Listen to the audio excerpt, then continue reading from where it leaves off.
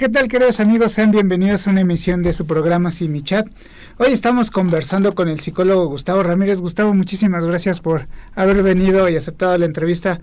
Además de ser un gran psicólogo, es un gran amigo que también pertenece al Centro Nacional de Diagnóstico para las Enfermedades Emocionales, donde brindamos orientación y apoyo psicológico las 24 horas del día, todo el año. Acuérdense, nuestro querido Simitel es el 800-911-6666.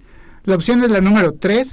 Estamos las 24 horas del día todo el año, así que no hay pretexto para no cambiar o para hacer algo para mejorar tu situación de vida. Pero también recuérdense que en nuestro Simitel pues tenemos a los nutriólogos en la opción número 4, los médicos en la 5, la voz del doctor Simi en la 9, por si sus pequeños están aburridos en casa o andan también estresados, ansiosos, inquietos, pues que hablen un ratito con el doctor Simi, les va a contar un chiste o ahí los va a ayudar un poquito y se van a distraer también. Pues ahí marquen, manden todas sus dudas, todas sus preguntas, atendemos vía telefónica, por chat, a través de nuestra página de internet, serfelizsysepuede.com.mx, o a través de correo, que también lo pueden encontrar ahí mismo dentro de nuestra página de Ser Feliz. Y bueno, pues el tema de hoy es bien interesante porque han salido una serie de artículos y de noticias acerca de que la violencia va a incrementar en los hogares durante esta cuarentena, tal vez porque el esposo ahora está más tiempo en casa, aunque no propiamente lo vamos a tocar, la violencia únicamente es del hombre y la mujer, sino también al revés, pero también muchos artículos, muchas investigaciones, muchas noticias nos han dicho que se ha incrementado el riesgo también de sufrir violencia en los menores de edad, en los niños, y entonces este tema nos va a estar hablando el psicólogo Gustavo Ramírez, y él es el indicado y el experto de nuestro equipo de trabajo para hablar sobre el tema de la violencia, ya que él es criminólogo, criminalista y además psicólogo forense, ¿no? Sí, así es. Y Gustavo, para los que tengan duda, porque de repente a mí también me queda un poco vaga la idea, ¿cuál es la diferencia entre estas áreas, la criminología, la criminalística y el psicólogo forense? Sí. Ok, bueno, hay ciertas preguntas que responden hacia la justicia, digamos, para esclarecer algún tipo de fenómeno victimal. Estas dos áreas, me refiero a la criminología y a la criminalística. La criminología se enfoca más en la prevención del delito, en los factores que llevan a una persona para cometer algún tipo de delito, crimen, y factores sociales, y la criminalística se enfoca más en la parte del qué, cómo, cuándo, dónde, que son más datos científicos en ese aspecto de las pruebas y demás. Bueno, ya tenemos clara ahí la diferencia. Okay, perdón, y me faltó la psicología forense, que esta es enfocada. Hay personas que me decían, ¿y qué es? ¿El psicólogo habla con los muertos? ¿O qué pasa ahí, no? Y no, pues en realidad el psicólogo actúa en diferentes áreas, digo, sí son ahí más variadas, pero principalmente en la coadyuvancia hacia la justicia para poder esclarecer algún tipo de tema que tenga que ver en el aspecto psicológico por alguna afectación a alguna víctima de algún crimen, algún delito, y ayudar en este caso a la justicia que entienda un poquito sobre este tipo de afectaciones, que son cosas que no se ven, ¿no? Pero que nosotros podemos hacer evaluaciones o valoraciones para determinar qué tipo de afectación pudo haber tenido cierto crimen o delito.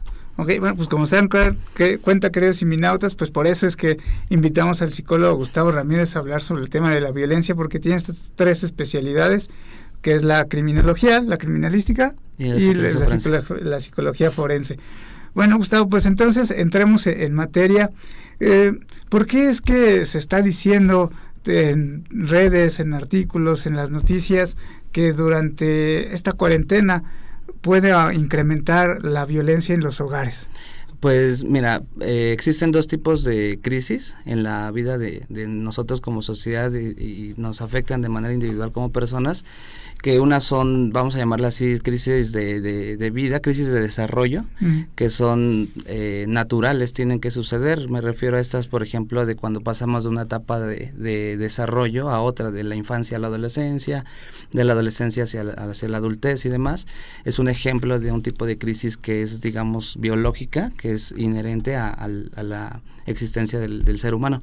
Pero hay otro tipo de crisis, que es justamente estas, que son inesperadas, son fortuitas, son propias de un fenómeno social, que a veces no siempre estamos preparados. Creo que difícilmente estamos preparados más bien para una situación como esa. Puede ser un fallecimiento de una persona, puede ser un accidente, una catástrofe, un fenómeno natural. En este caso nos estamos enfrentando a un fenómeno, que tiene que ver más con una afectación médica que se ha convertido en una pandemia en general que podría afectarnos, y pues hay necesidades específicas y especiales que nos han llevado a cambiar nuestra rutina. Entonces, al haber un cambio abrupto, digamos, por eso la palabra crisis, en un estilo de vida de una persona o de un grupo de personas, conlleva a fenómenos como la frustración, el enojo, la incertidumbre, que pueden propiciar ese tipo de comportamientos. Entonces, digámoslo así, el cambio radical o la pérdida de una estructura que teníamos y el enfrentarnos a una situación nueva puede ser un factor que propicia la violencia. Exactamente, un cambio que se da así prácticamente de un momento a otro, en el que existe frustración, desconocimiento de qué está pasando, y a veces pues respuestas impulsivas, no alcanzamos a discernirlo tan fácilmente. Entonces es un tipo de respuesta impulsiva a veces el que damos. Entonces, a partir de enojo y de frustración, casi inmediato viene la violencia. Esto quiere decir entonces que de repente alguien que no ha sido violento antes podría llegar a serlo. Podría suceder porque existe, por ejemplo, ahorita en esta situación de confinamiento, hay muchas personas que se han visto obligadas, porque escuché este término de confinamiento voluntario, ¿no? De aislarte de manera voluntaria, pero pues esa voluntariedad, digámoslo de alguna manera, se vuelve obligatoria porque te da miedo, porque desconoces. En realidad actualmente hay mucha incertidumbre y hay desconocimiento, y hay muchas personas que dicen no creo en que esté pasando, ¿no? Pero aún así temen de que sí esté pasando. Entonces se tienen que aislar forzosamente o pierden el empleo porque las empresas tuvieron que cerrar, pequeños negocios tuvieron que cerrar. Entonces, personas que venían funcionando de una manera estable, de alguna forma, llegan a un colapso, y sí pueden responder de esa manera violenta por ese cambio abrupto, y pues factores que más adelante vamos a tocar, que pueden llevar a ese tipo de respuesta. Oye, justo eso te iba a decir, el perder el trabajo, el de repente enfrentarse a una economía difícil, pues a todos nos va a estresar y nos va a poner ansiosos. Y creo que también el factor ansiedad, el factor estrés es un detonador de la violencia. Por ejemplo, lo vemos en las escenas de tránsito, en donde se te cierra a alguien y bajan y se dan la torre, hasta se andan disparando, ¿no? Por una situación pareciera irrelevante, pero es porque traen ahí un estrés cargando grandísimo. Claro, un estrés y en combinación con el miedo. O sea, el miedo es una emoción básica. Muchos de nosotros como hombres, en ese crecimiento de género, de tengo que verme fuerte, ¿no? Macho, digamos, de alguna manera ante el otro que me está agrediendo, no me puedo dejar. ¿Cómo voy a dejar? Si viene mi familia, mucho menos, porque es esa parte de protección. Son parte de, hay un apego, hay un vínculo. Entonces hay mucho miedo, por eso hablaba del miedo, que se genera en una circunstancia como esa, y eso me puede hacer detonar a la defensiva sin tener que hacerlo. A veces es necesario, hay un tipo de agresión que es la agresión reactiva, que pues si te están dando en ese momento golpes, vas a reaccionar de alguna forma, pero la violencia es distinta. En la violencia se puede dar por ese mismo por el miedo también, porque no es adaptativa. Tiendes a pensar en que esa es la mejor forma de defenderte cuando no puedes ver que hay otras maneras, ¿no? Hay que hacer esa diferencia, ¿no? Porque para no justificar, entonces. Exactamente, porque no vas a justificar nunca la violencia, pero sí hay un tipo de agresión que te puede hacer reaccionar por ese sentido de cuidado, de supervivencia, porque sientes en riesgo incluso hasta tu propia vida. Oye, entonces, si no has tenido un episodio de violencia antes, podría llegar a ser, no estamos afirmando que así sea, que de repente tengas reacciones de violencia, pero quien ya ha sido violento, entonces se va a disparar o se puede disparar. Exactamente, hay personas que los factores para que una persona pueda llegar a ser violenta, pues son muchos, son desde un aspecto social, desde aspectos de violencia incluso, que de los cuales fueron víctimas en la infancia, que llevan este tipo de respuestas de la persona, o se forma ese tipo de personalidad basada en la violencia. Son personalidades muy rígidas que no alcanzan a identificar que hay otras formas.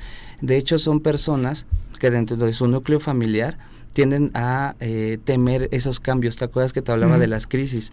Un tipo de crisis normal, vamos a llamarla así, es el casamiento cuando se casa uno de tus hijos en casa, ¿no? Cuando tiene un noviazgo, cuando por ejemplo, hay un divorcio, este tipo de crisis que a veces se dan naturalmente en nuestras relaciones que son tan complejas.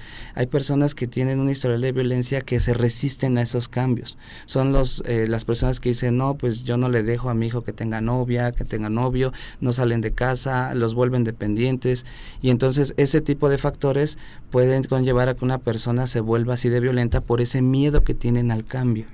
Que fíjate, nos está llegando un comentario de Bernardo Cancino. O sea, sí puede ser cierto, pero hay que tener en cuenta que la violencia nace del pensamiento. Ciertamente hay un componente de pensamiento, pero ahorita nos estás hablando de otros contextos, no, de otros factores, perdón. Sí, digo, si ahondáramos un poquito más en el aspecto cognitivo, que es a lo que se refiere, estamos hablando de pensamiento, de un proceso atencional, de un proceso de memoria, de experiencias de vida, ¿no? Previamente, es que lo tocaba un poquito hace un momento. Sí, en realidad la violencia viene desde una estructura de pensamiento, pero sin olvidar que es más complejo que eso, ¿no? Hay un contexto también que hay que considerar, por eso es multifactorial. Oye, que seguramente con esto que tú has estudiado, has escuchado de estos casos en donde gemelos idénticos tienen el mismo contexto familiar de violencia, de delincuencia, de colonias difíciles, y uno es delincuente y el otro no. Claro, y ahí hablábamos un poquito también de otro tipo de factores. Hay quienes hablan de los factores biológicos o los factores genéticos, que no, se ha comprobado en diferentes estudios que no son idénticos en ese sentido de lo genético, ¿no? Y recuerdo un poquito, digo, nada más para hacer breve este comentario que me hacía sobre la explicación breve de este comentario, que hay una malformación, digamos, en uno de los alelos del componente X en varones principalmente. Por eso es esa explicación biológica de que la violencia se da más en los varones que en las mujeres, por una ausencia, un defecto en una de los alelos del componente X, en el que les hace responder de una manera más impulsiva, no violenta, sino son propensos más a ser impulsivos, y eso les lleva a generar un poquito más la violencia. Pero eso que me platicabas habla un poquito más del componente biológico o genético, en esa explicación de que no todos que lleven una vida idéntica, ¿no? O gemelos idénticos con una estructura familiar idéntica pueden llevar a llevar las mismas conductas. Pero sí le va a determinar más el contexto que la genética. Rápidamente, porque nos vamos a cortar. Sí, creo que es primordial, creo que es importante, y aunque no dejo de lado siempre que tiene su nivel de importancia, claro, la parte genética y biológica. Bien, amigos, pues se nos va el tiempo rapidísimo. No se despeguen, ya volvemos.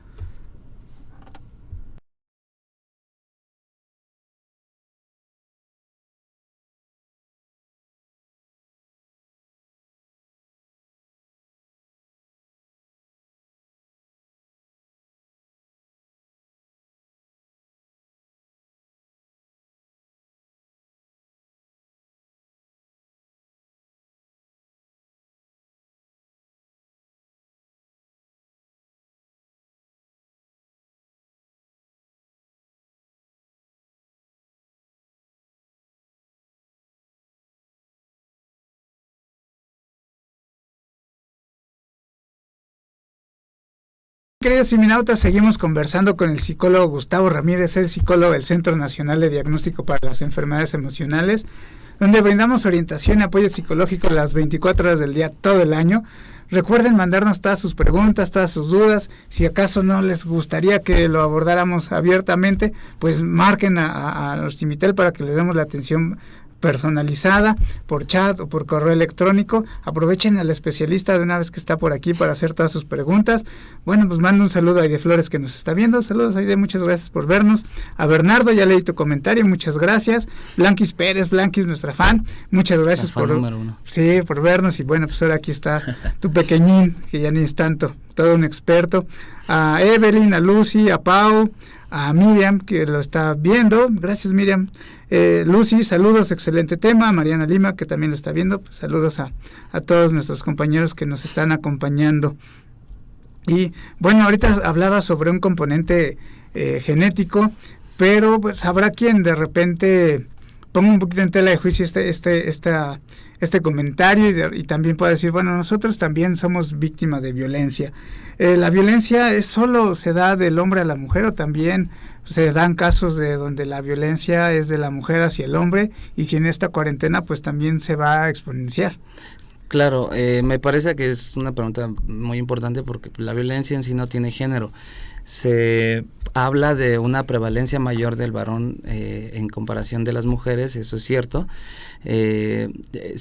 Un comentario, una crítica, digamos, a este punto es que muchos de los hombres que sufren violencia no lo hablan, no lo externan y ni siquiera van a hacer una denuncia, ¿no? ¿Cuántas denuncias hemos escuchado, sobre todo que lleven a un castigo penal a una mujer, o sea, de un hombre que vaya a denunciar en contra de una mujer?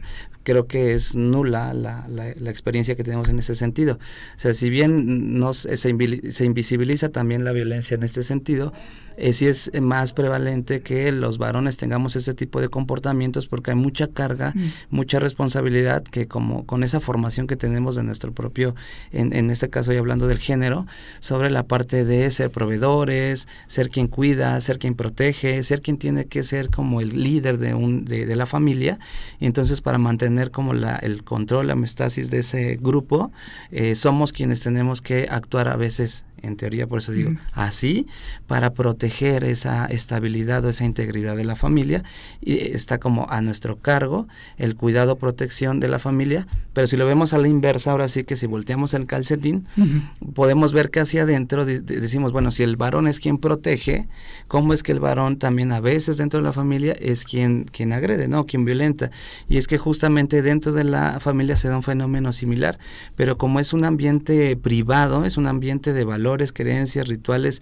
únicos en cada familia a veces, se da esa permisividad de la violencia, es como mantener, o la idea de mantener el control de alguna forma, y entonces son generalmente los varones, no solo los varones, claro, quienes ejercen ese tipo de conducta porque son los que temen más a perder ese control, ¿no? Y las mujeres, claro que también son generadoras de violencia en ocasiones, y a veces va más en ese orden de la frustración, ¿no? De los pleitos que ya tenían previamente con la pareja, que ahorita justamente en este aislamiento que estamos teniendo todos o la gran mayoría, justamente intervienen factores ya previos, ¿no? Que como drogadicción, alcoholismo, problemas con la pareja previos, infidelidad, este tipo de dinámicas que vienen a ser más difíciles porque hay más contacto ahora con el núcleo familiar, y que también cabe mencionar que no significa que aislamiento o mayor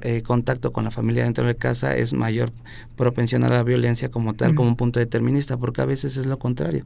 A veces hay familias que no se pueden comunicar por sus diferentes actividades, por tantas cosas que tienen durante el día, que ahorita en este confinamiento obligatorio, por así decirlo, se cohesionan más, tienen más oportunidad de platicar, de convivir, de conocerse hasta incluso un poquito más, y por eso digo, es como el otro lado también del confinamiento. Pueden suceder ambas, ¿no? Exactamente.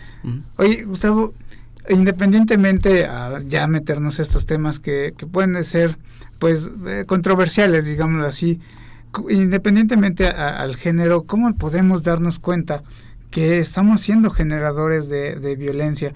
Porque no sé si te ha pasado, querido Gus, que nuestras llamadas de repente no se alcanzan a dar cuenta muchos papás o mamás a la hora de educar a sus hijos si están bien o están mal, por ejemplo, al recurrir a los golpes, a los gritos, a los insultos como estrategia educativa, o no nos damos cuenta que de repente ya la dinámica de relación de pareja está muy viciada, como le llaman hoy, es muy tóxica la relación, pero así se han llevado siempre y ya ni siquiera se dan cuenta o alcanzan a percibir si están mal o están bien, simplemente han actuado así de esa manera y no somos conscientes. ¿Cuál sería uno de los factores para darnos cuenta que estamos actuando o reaccionando con violencia?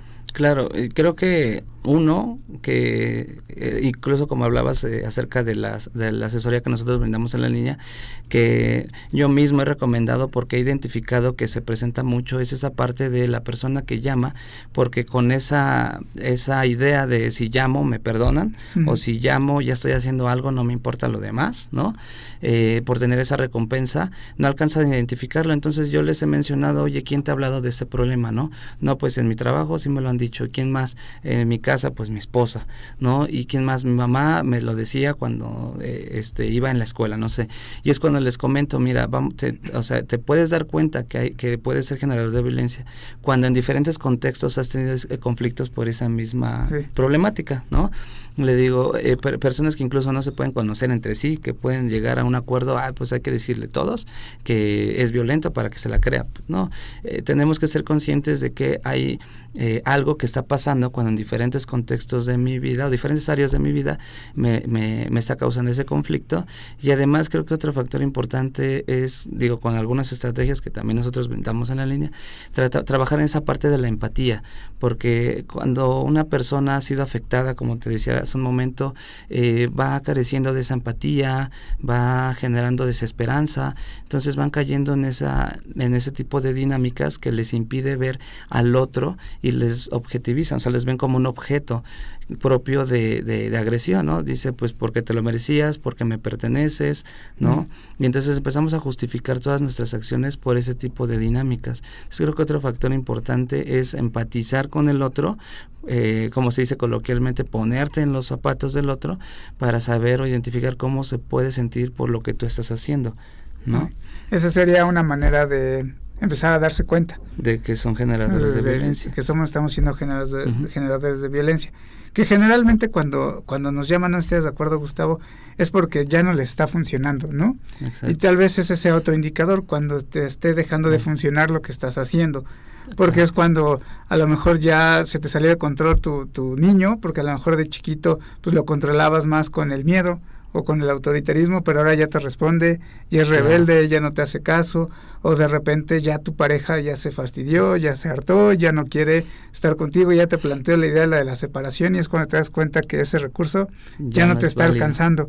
Pero además esto que comentas y que añades, hacer un ejercicio de retrospección o de análisis personal y darte cuenta si esas reacciones que tienes en tu familia, pues también las estás teniendo en el trabajo, en la calle, con desconocidos, y si estás generando muchos problemas, pues a lo mejor ahí ya es un foco rojo, ¿no? Claro. No sé si te ha pasado, o dentro de las investigaciones que has hecho, Gus, también hay historiales de problemas ya de ley, ¿no? Que te peleaste en la calle y tienes ahí una denuncia y demás. Sí, son justo los que le llaman antes era muy sonado este término, los menores contraventores, que decían, no, son menores infractores, no, contraventores, se les decía o se les nombraba a estos menores de edad que no alcanzaban a incumplir en una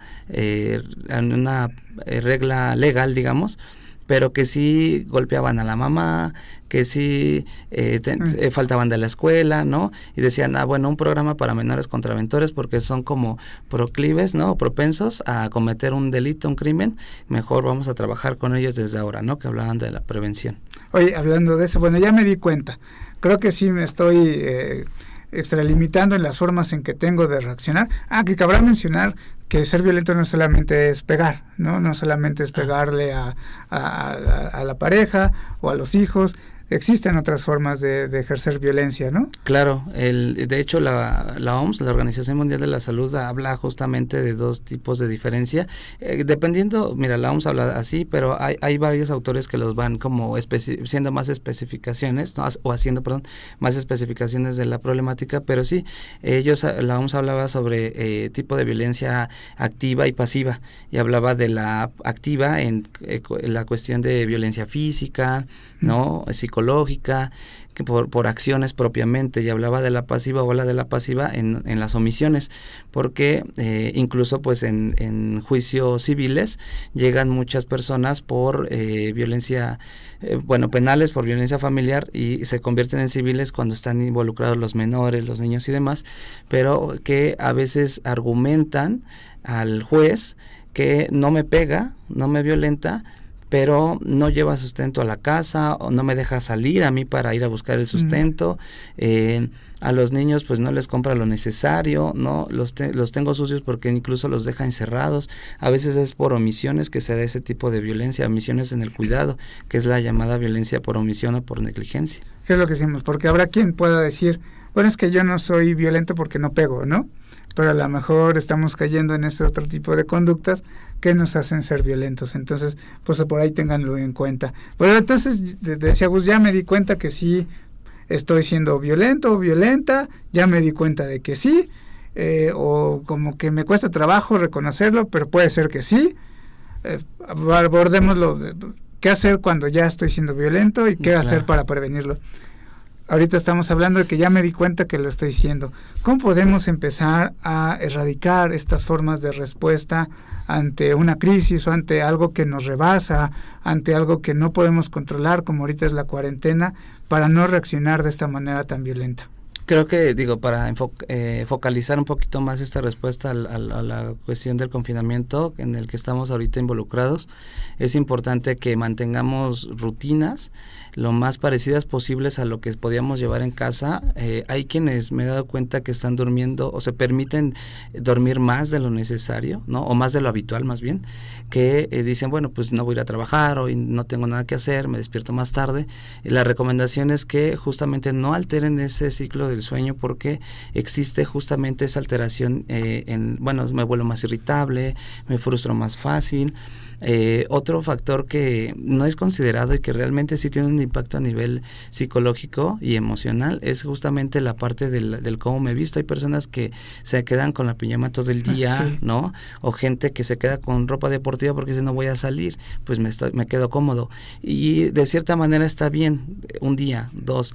Te invito a que lo sigas haciendo toda la semana y entonces hay una percepción de que estás en descanso todo el tiempo. Entonces tanto descanso todo el tiempo también implica frustración. Entonces de esa manera podemos ir previniendo ese tipo de conductas. Y también es bien importante generar esos contextos en donde también se puedan dar espacios en privado, ¿no? Hacer espacios donde yo me involucre con mi familia, no siempre en cohesión es bueno, no todo el tiempo. También dense espacios en privado, traten de tener esa estimulación ambiental hacia afuera, ¿no? Hay gente que se va al balcón, gente que se va un poquito a la azotea, ese tipo de estímulos que no siempre tienen que ver con estar en las cuatro paredes. Como el tiempo fuera, ¿no?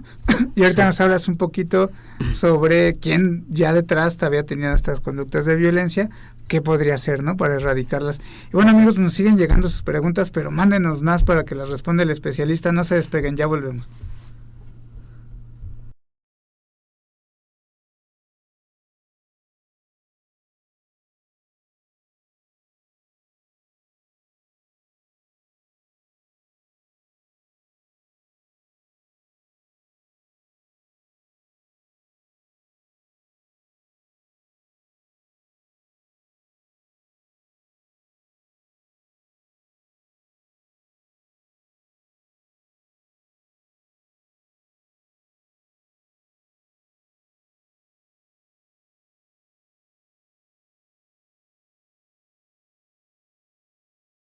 Seguimos conversando con este gran psicólogo, compañero y amigo, el psicólogo Gustavo Ramírez, que es psicólogo, criminólogo, criminalista y forense. Por eso es que está hablándonos de este tema de violencia y qué hacer para prevenirlo durante la cuarentena. Cintia nos manda saludos, muchas gracias, Lina, gracias, Lina, por vernos, qué gusto saber de ti. Teresita, muchas gracias, nos dice saludos, amigos. Miguel Muñoz nos manda saludos. Cali, excelente tema, felicidades a Gustavo. Nos preguntan, ¿qué podemos hacer si algún vecino está violentando a su familia? ¿Se podrá hacer algo? Porque de repente pues uno tiene la idea que pues tiene que ir el que está sufriendo la violencia. ¿Qué podemos hacer? Sí, esa pregunta es muy buena, porque antes nos basamos en ese dicho de la ropa sucia se lava en casa, ¿no? Sí. Y la violencia familiar era vista como algo, bueno, ni siquiera era vista, ¿no? De entrada, pero era como las situaciones más bien que sucedían dentro de una familia eran problema de la familia, ¿no? Y quien alcanzaba a ser quien daba oídos, a alguien que estaba viviendo esa violencia, era su respuesta de, pues sí, pero yo no conozco de la violencia, entonces, ¿qué te puedo decir? Busca ayuda. Lo dejaban a la deriva, o otro tipo de respuesta es, pues yo tengo mis problemas, tengo que anteponer mis responsabilidades ante la de los demás, ¿no? Pero sí se puede hacer algo, y si hay alguien que es testigo o sabe de este tipo de violencia, sí puede ir a denunciar. La primera institución que se recomienda es ir al DIF, ¿no? Que es la institución que interviene primero en trabajo social, porque no se interviene penalmente, o en esa idea de voy a quitar a la persona violentada de su familia y me la traigo para acá, porque tampoco el Estado está encargado de hacer eso como prioridad.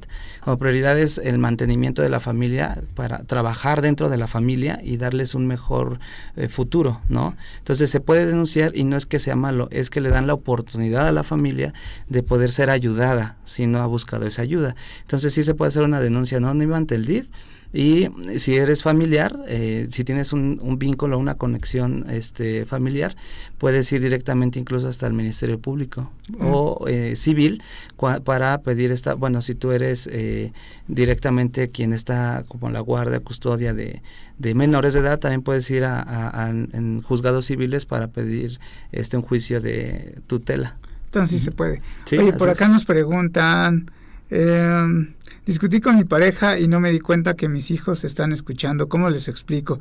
Que yo creo que esta pregunta nos va a dar pie a otra área que íbamos a abordar durante el programa, es sobre la afectación de los niños en la violencia, que también entiendo es como una de tus áreas de especialidad, y has hecho bastantes peritajes al respecto. ¿Cómo afecta en los niños esta situación de violencia? Sí, los niños en realidad están en una etapa de su desarrollo en la que predomina el egocentrismo a nivel de pensamiento, a nivel cognitivo. Entonces todo lo que gira en torno de un menor puede creer que es responsabilidad del mismo o que todo le pertenece. Entonces si hay padres que se están violentando, el niño que lo percibe, a pesar de que los papás no estén dándose cuenta que lo está percibiendo, puede creer que es por causa suya o por culpa suya, generando sentimientos de culpa, indefensión, porque quien protege, como te decía hace un momento, dentro de la familia son los adultos, son los padres. Entonces, ¿quién me va a proteger como niño de esta violencia si los que me protegen me están desprotegiendo, ¿no? Entonces quedan vulnerables ante cualquier tipo de sensación de seguridad.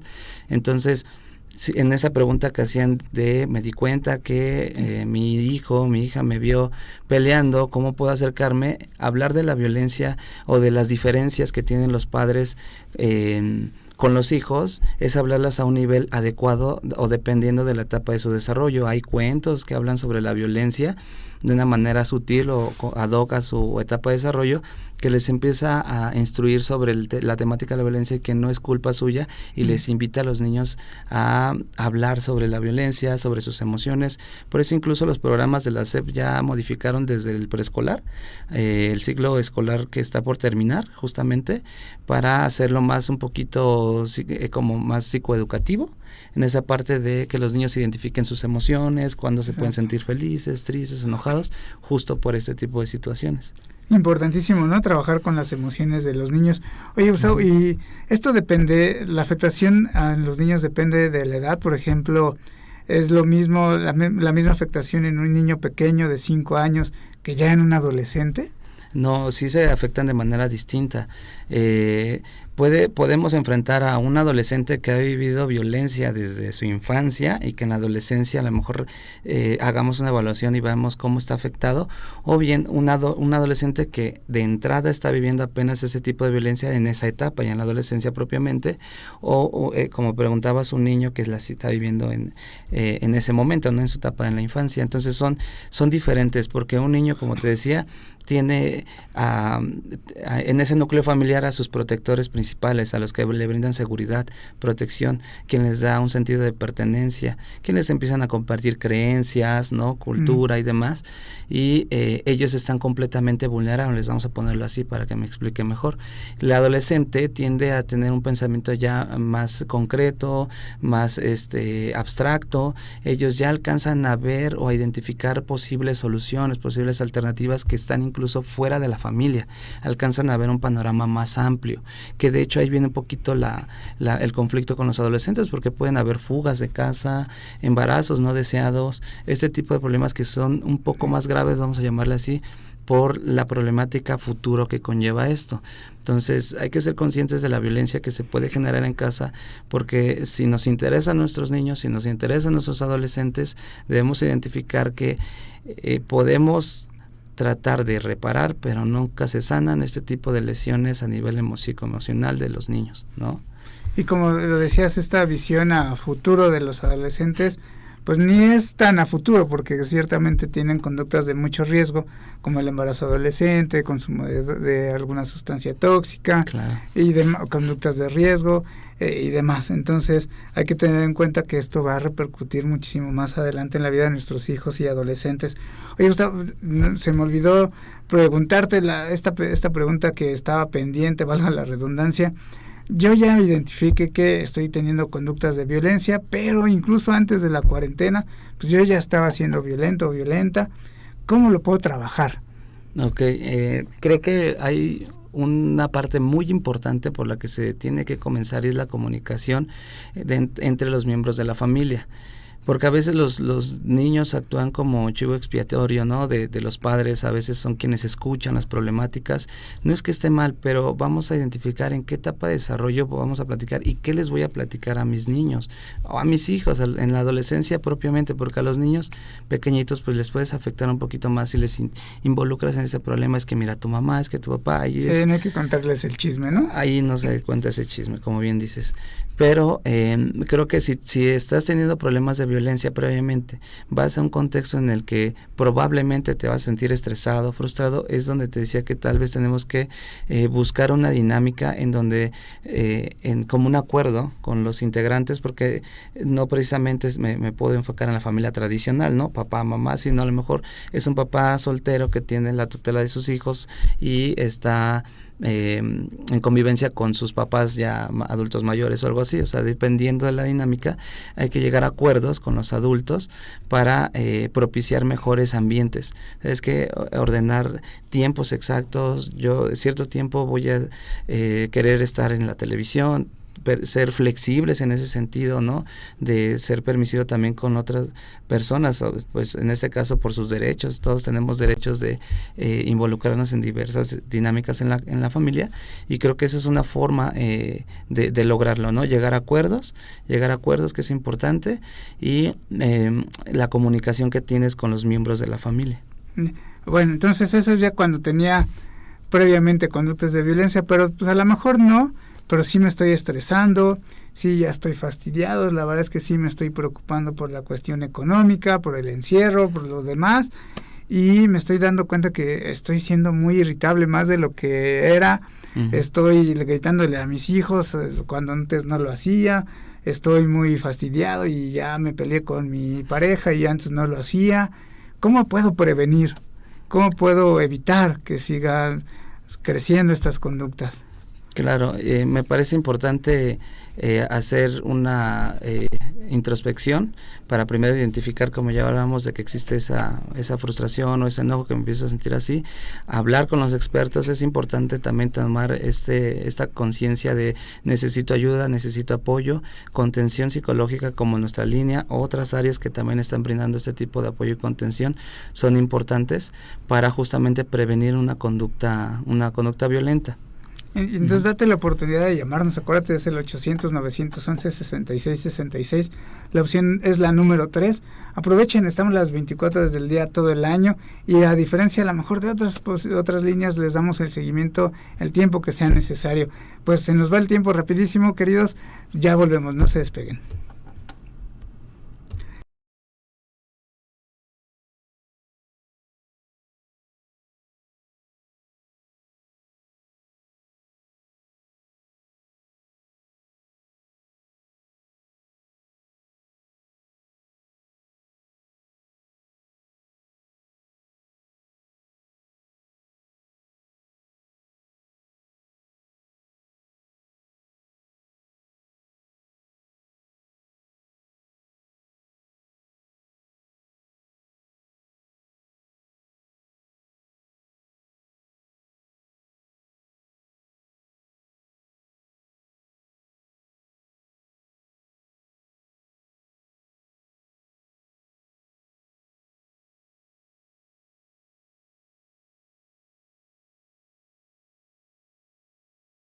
Bien, pues estamos de regreso, se nos fue el tiempo rapidísimo. Estamos conversando con el psicólogo Gustavo Ramírez. Muchísimas gracias, Gus, por haber aceptado venir.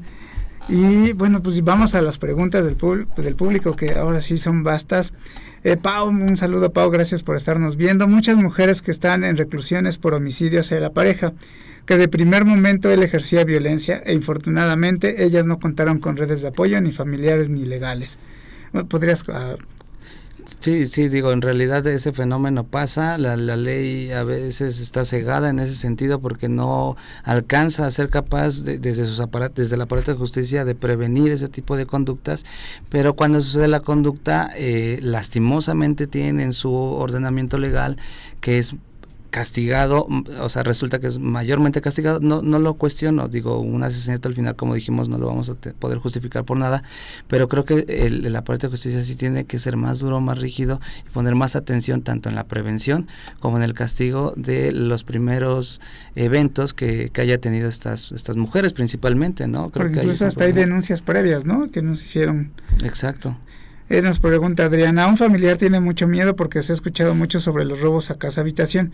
¿Qué puede hacer para trabajar con ese miedo y en dónde se puede denunciar denunciar si se sabe de un acto ilícito como este? Ok, digo, lo emergente es hablar sobre la seguridad, más bien sobre su integridad física, de la persona. Entonces lo que se recomienda es, si ya sucedió con un vecino, si me sucedió a mí un intento o algo así, tratar de buscar una residencia en donde te sientas más seguro en la primera etapa, porque es donde vas a sentir más miedo y vulnerabilidad. Hacer la denuncia pertinente es importante. Ahí sí, o sea, que hay mucho... pues en este caso mucha desconfianza en el sistema de justicia, pero creo que sí es bien importante que haya un antecedente justamente por situaciones futuras y trabajarlo ya en ese aspecto emocional con terapia psicológica, redes de apoyo y demás. Uh-huh. Bien, nos pregunta Pati Carrillo, ¿están trabajando las instituciones como los juzgados? Sí. Me parece que también están haciendo o alternando trabajo. De igual forma así como esporádico, pero sí hay gente trabajando. Bueno, el punto importante es que sí hay gente trabajando, porque no se puede dejar en desamparo, porque justamente es cuando se desatan más estos tipos de delitos como la violencia familiar y los robos a casa habitación, y los robos que pues en nuestra ciudad, al menos en la Ciudad de México, si nos escuchan desde la Ciudad de México, es el delito de mayor prevalencia, ¿no? El robo en la calle, para que me explique mejor, y robo en negocio. Con los saqueos, ¿no? Uh-huh. Tania Morales, hello, gracias por la información, pues gracias a ti, Tania, por vernos. Y finalmente Cali nos dice, ¿qué pasa si el papá se lleva al hijo y no lo regresa? ¿Es tomado como secuestro? Bueno, ahí sí depende de muchas circunstancias. No lo van a tomar como secuestro inmediatamente un juez o algo así, ¿quién lo determinaría? Porque habla de un tipo legal, que es secuestro. Entonces no puede decir si es considerado así, porque eso lo consideraría un juez de entrada, pero sí considero que podría configurar como secuestro solo en caso de que, porque es sustracción de menor, solo en caso de que no haya contacto con la persona, no tenga ningún derecho incluso, o tenga una restricción en contra del menor, sí podría configurar un secuestro ahí. Oye, y ya se nos está yendo el tiempo, Gustavo. ¿Cómo mejorar? Ya hablamos de qué hacer cuando estoy siendo violento, violenta, cómo prevenirlo, pero vayamos un pasito más allá. ¿Cómo mejorar el contexto familiar durante la cuarentena para que pues no sea tan estresante, que no haya factores que puedan detonar ciertamente la violencia y que incluso podría ser un factor de desarrollo y crecimiento? Claro, nosotros a veces nos quejamos de no poder pasar el tiempo suficiente con la familia, que es lo que te hablaba del otro aspecto, de la otra visión del confinamiento, ¿no? Que no solo es negativo. Tenemos ahora oportunidad de acercarnos más a la familia, a nuestros hijos.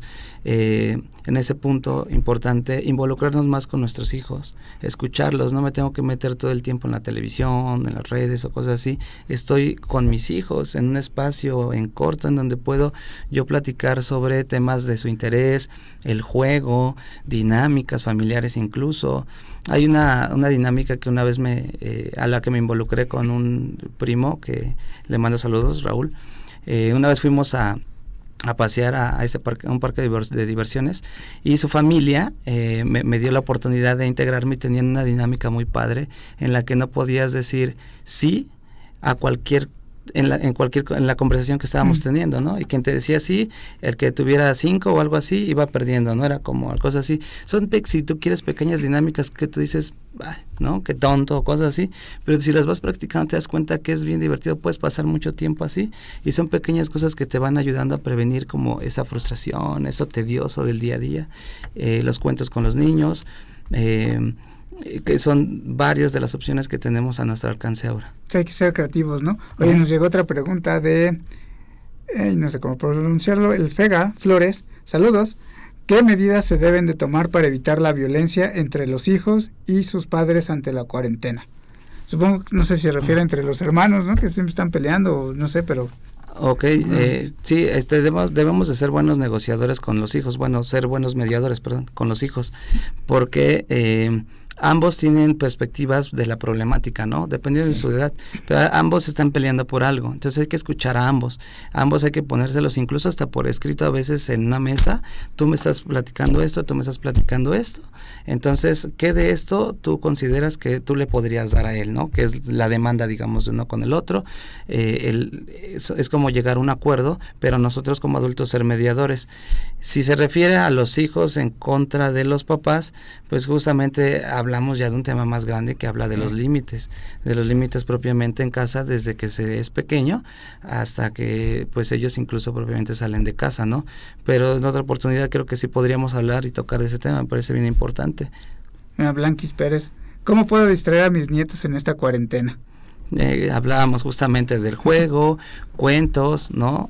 Materiales didácticos. Con los niños, ahorita que tocabas ese tema, con los niños es importante mantener la dinámica casi específica, de la que venían llevando en la escuela, levantarlos casi a la misma hora, ponerles actividades escolares o educativas, no todo el tiempo, no mucho tiempo, pero llevar siempre como que una dinámica también para que no pierdan mucho esa dinámica de lo escolar, como se venía diciendo. Las rutinas son extraordinarias en los niños.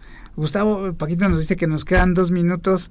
A manera de conclusión, ¿qué nos podrías decir para que nuestros siminautas, además de todo lo que ya nos dijiste, se lleven a su casa y se lleven algo de utilidad de esta tarde? Claro, pues entender que el fenómeno de la violencia va a afectar en diferentes momentos de nuestras vidas, pero ahorita en específico en esta situación de incertidumbre, de miedo por lo que va a pasar en esta pandemia, a todos nos va a suceder ciertas alteraciones. Prevenirlas significa tener buena comunicación, evitar el tener como información de medios que solo desinforman, que solo introyectan pánico en las personas, ¿no? Involucrarte con personas que te pueden ayudar, esas son las que nosotros llamamos redes de apoyo, ¿no? Las líneas telefónicas, por ejemplo, y llevar, acuérdense, esa dinámica cotidiana lo más normalmente posible a lo que se hacía cuando yo estaba saliendo de casa, pero que no se vuelva monótona, no caer en la monotonía,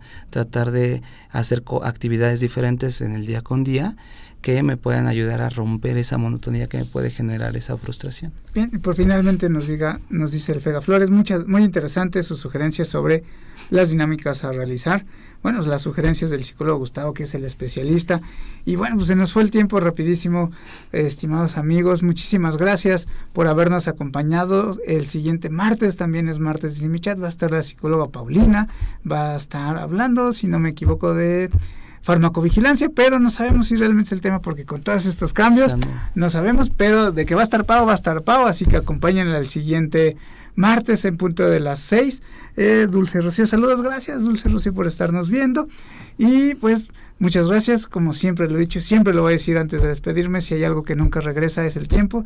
Les agradezco mucho el tiempo por habernos acompañado. Muchas gracias, Gustavo, por haber aceptado la entrevista, y recuerden, amigos, que ser feliz sí se puede. Hasta la próxima. Bye.